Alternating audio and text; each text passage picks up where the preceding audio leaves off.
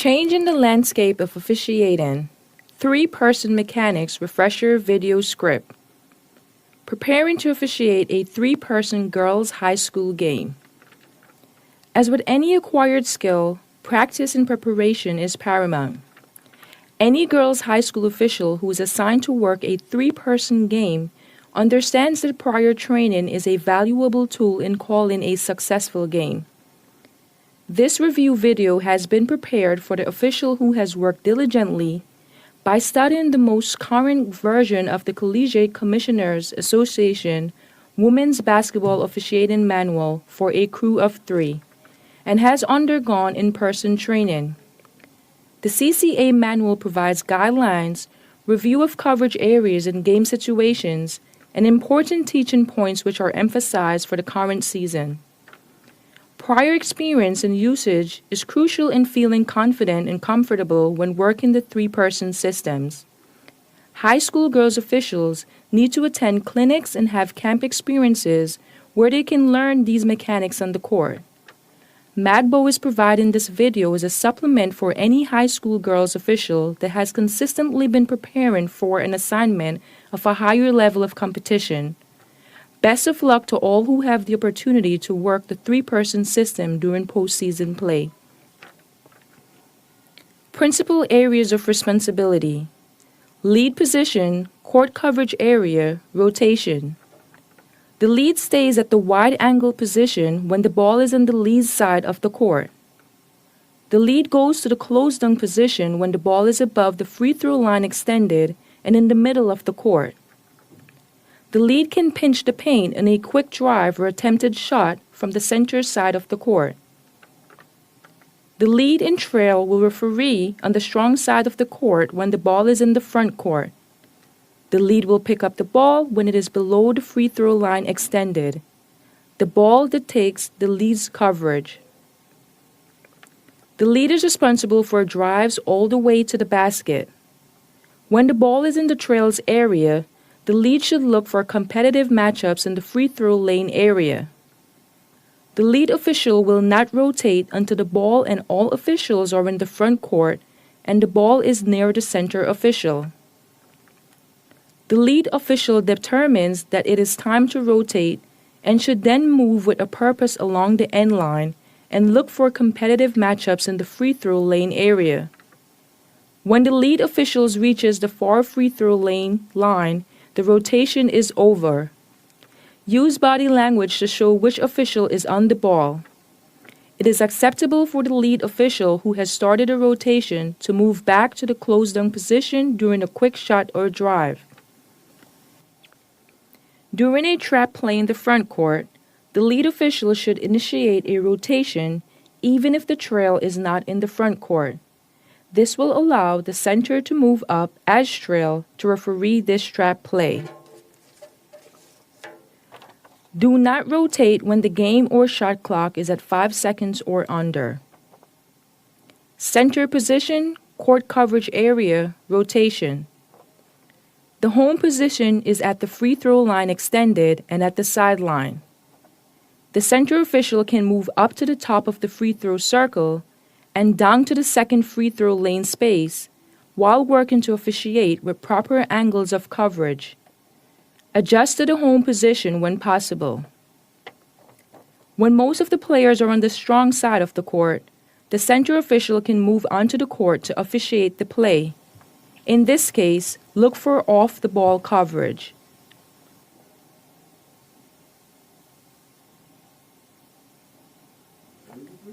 The center official has a large area to cover in the front court. It includes the area from above the free throw lane line extended and below it closest to the sideline and also half of the free throw lane area closest to the sideline.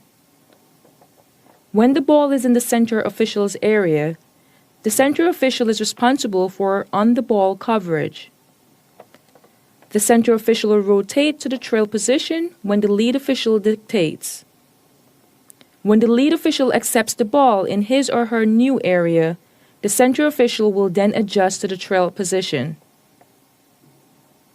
Trail position, court coverage area, rotation. The home position for the trail official is at the 28-foot mark close to the sideline.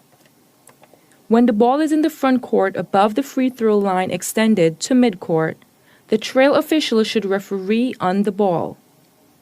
Move to get angles to officiate the play. Use an outside-in look. It may be necessary to step farther onto the court to referee competitive matchups in the trail official's area. Make sure to take shooters up and down and indicate a three-point attempt. When the ball is below the free throw line extended, the trail official should officiate off-the-ball coverage while looking for post play and cutters. Wait for the lead official to complete the rotation by moving across the lane and arriving at the further free throw lane line extended. Once the rotation is completed, the trail official can move to the free throw line extended and become the center official. Be aware of competitive matchups. Responsibility of R, U1, U2. At the jump ball to start the game, the referee will be in the center circle with the ball. U1 will be at the 28-foot mark table side and be responsible for the starting of the game clock. U2 will be at the 28-foot mark opposite the table. U1 and U2 each have responsibility for violations committed on jump ball. Depending on the direction that the ball goes, either U1 or U2 will become the lead. If the ball goes right, U1 will become the lead table side. U2 will become the center opposite and the R will become the trail table side. If the ball goes to the left, U2 will become the lead opposite. U1 will become the center table side and the R will become the trail opposite.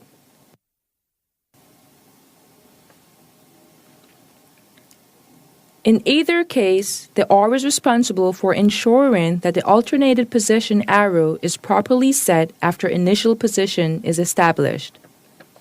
Throw-ins. Throw-in coverage.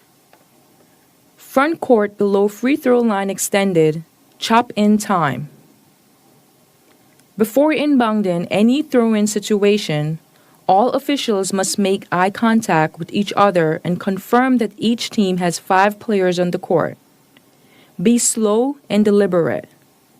Make sure that the table is set.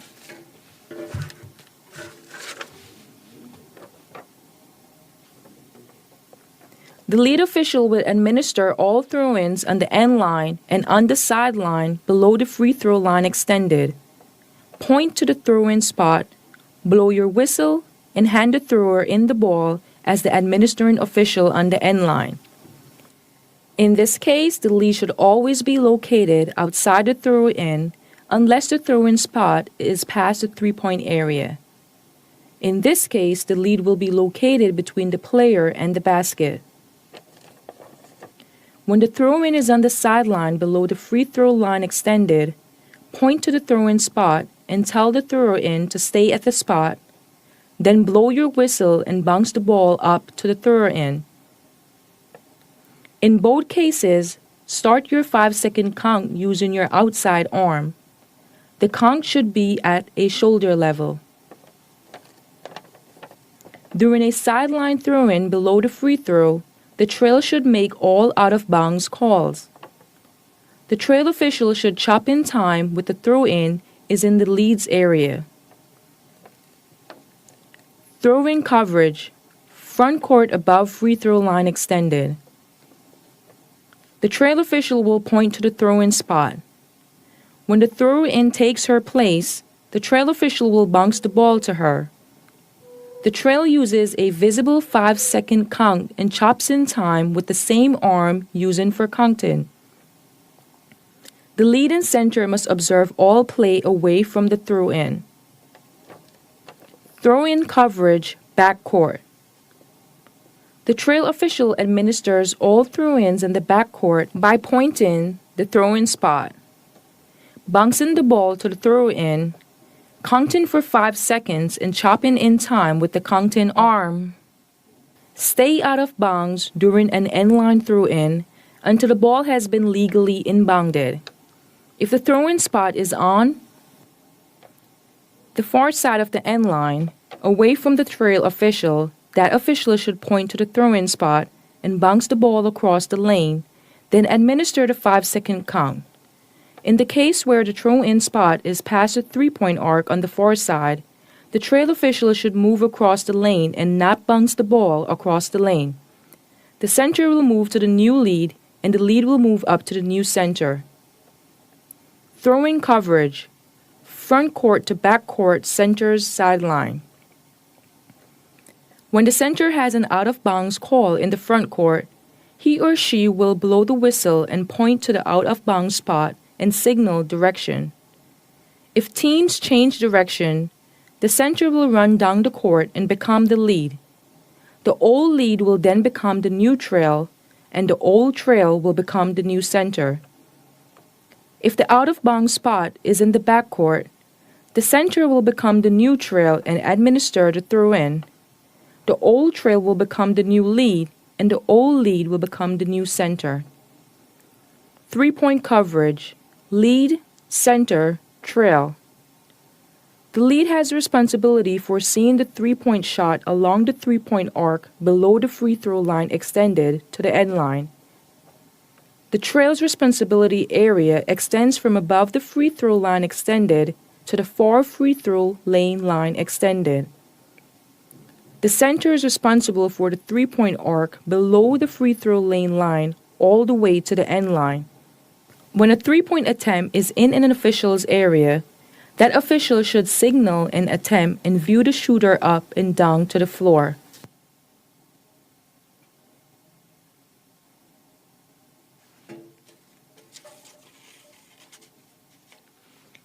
If the lead signals an attempt, the trail should mirror the attempt by signaling. The trail and center will mirror any attempt by signaling. Both the trail and center will signal a made three-point goal. In all scenarios, officials are encouraged to help each other to get the play right. Free throws. Free throw responsibilities. Lead official. On all free throws, the lead official will verbally and visually indicate the number of attempts to be awarded and will then bounce the ball to the shooter. If the ball will be in play after the free throw, the lead will back out to a position on the baseline 1 to 2 steps outside of the lane line on the table side of the floor. If there are one or more additional free throws, the lead official will stand next to the player in the first lane line on the table side of the floor. The lead is responsible for violations and fouls committed by players in the 3 spaces on the opposite side of the lane. Center official. During free throws, the center official will be at their home position 1 step above the free throw line extended opposite the table. The center official will count 10 seconds on the attempt and is responsible for all actions of the shooter and the players in the lane spaces opposite the table. If the ball will be in play after the free throw, the center official will raise his or her arm to chop in time once the ball is legally touched. Trail official. On all free throws, the trail official will stay on the table side of the floor at their home position at the 28-foot mark. The trail is responsible for the actions of all players who are outside the three-point arc and not in marked lane spaces. The trail has secondary responsibility on all rebounding actions. Coverage area principles. On-the-ball coverage. An important principle of three-person officiating is that the ball dictates whether an official referees on or off the ball. When the ball is in an official's primary area of responsibility, that official should be refereeing on the ball. That is to say that any activity immediately surrounding the ball is the responsibility of the on-ball official. If no defensive pressure or competitive matchups exist, the on-the-ball official can then extend their view to the surrounding players. Off the ball coverage. Regardless of where the ball is, all officials have the responsibility to observe the actions on players located within their primary coverage area. Officials should remain aware of the location of the ball, the players, and their partners at all times. Using nonverbal communication, such as body language and eye contact, can help identify when a partner assumes responsibility to accept a play.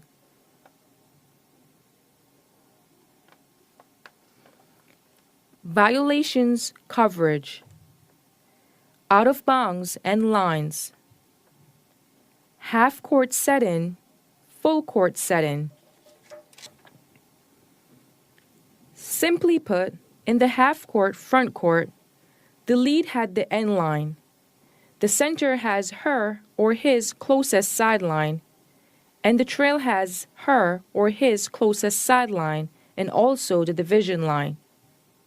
The trail has the additional responsibility of the entire sideline nearest her or him in the backcourt and the backcourt end line. The center has responsibility for the entire sideline nearest her or him in the backcourt. If help is needed, ask for help, and the non-calling official will give the help to the calling official.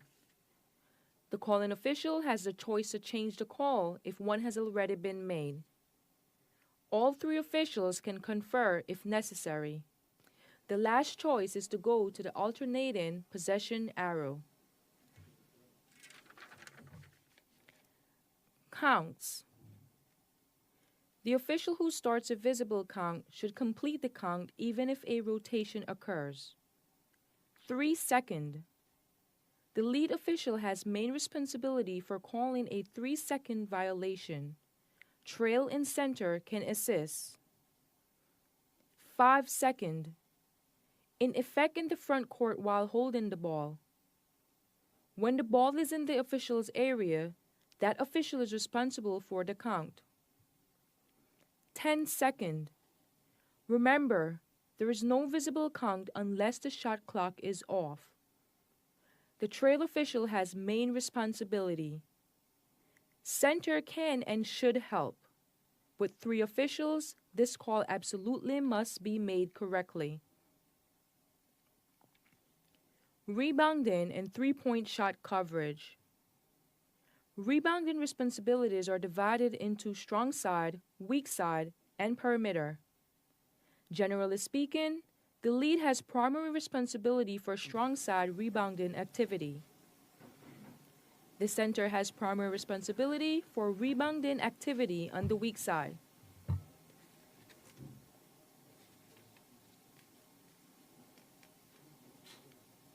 The trail must be ready to officiate plays near the perimeter and be able to have secondary responsibilities on all other rebounds. It is imperative that both the center and trail officials step down on all shot attempts to be in the best possible position to view rebounding activities. Press coverage. Players in backcourt. When the lead, new trail, is inbounding a throw-in in the backcourt and the defense is pressing, the center should stay back to assist the new trail official with calling fouls and violations. If necessary, the new lead can take a position close to the division line, depending where players are located. Players in front court and backcourt. The trail and center will officiate play in the backcourt, and the lead will officiate play in the front court. Pressure in backcourt. As the center official stays in the backcourt near the top of the free throw circle to assist the lead official, the center is permitted to move towards the center of the court to view any action. Traps near division line. When a trap play occurs near the sideline of the trail and lead, it is permissible for the center official to move towards the center of the court and assist with the play. Center side. When a trap play occurs near the division line, the center official should move to referee the play. It is permissible for the lead to move to the ball side and the trail official to move down to the new center. The old center will become the trail official. Fouls, switching. Free throws, fouls in the front court. When a foul is called, the calling official will go table side. This includes fouls called in the backcourt when foul shots will be administered. As the foul is being reported by the calling official, the non-calling official who will be replaced by the calling official will move to the vacated position. For example, if the lead official calls a foul, he or she will report the foul and move to table side trail or center official depending on the throw-in spot. The old trail official or center official who was table side will move to become the new lead official. The calling official should clear the players, move towards the table, and give the foul information to the scorer. Fouls in the backcourt. When an official calls a foul in the backcourt, the official should report the foul to the scorer, then administer the throw-in following the foul at the throw-in spot. This official will become the new trail official on a non-shooting foul. Officials will never switch when a foul is called in the backcourt, and no free throws will be taken. In this case, bump and run.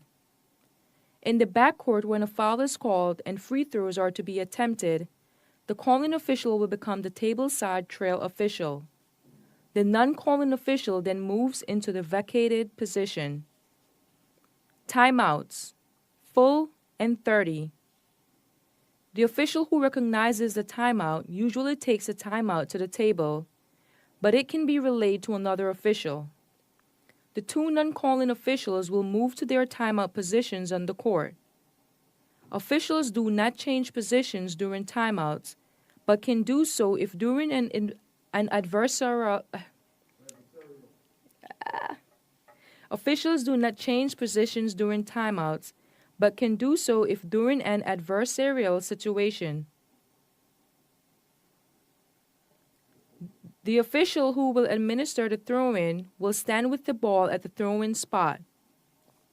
During a full timeout, the officials who will not administer the throw-in will stand at the blocks, and during a 30-second timeout, they will stand at the top of the free throw circles. Option to advance table side, full and 30. If a team is exercising the option to advance table side, the administering official will stand at the top of the free throw circle for both a full and 30-second timeout with a table side throw-in spot. If a team is exercising the option to advance with an opposite the table spot, the administering official will stand opposite the table at the 28-foot mark for both a full and 30-second timeout. Substitutions. The official nearest the table will beckon in substitutes by blowing the whistle and using the stop clock signal. When moving from backcourt to front court, the center official should beckon substitutes. In this case, it is appropriate for the lead official to blow the whistle and give responsibility to the center official. After a foul in the front court, the trail official is responsible to beckon substitutes. After free throws, the lead official can blow the whistle to recognize substitutes waiting at the table. The center will have responsibility to finish the substitutions. If the trail official is ready to inbound and does not see the substitute, the center official can bring in the substitute. Last second shot. All officials should confirm that there is 1 minute remaining in the game and be aware when 1 minute is remaining in any period. The center official has full responsibility to confirm and blow the whistle that time has expired. The clock reads all zeros and the horn has sounded. Be sure to communicate this during stoppages of play and by using the last second shot signal, hand on chest, when the game clock is at 5 seconds. During unusual situations, the center will make the call on the floor, and then all three officials should huddle, share additional information, and inform teams about the final decision.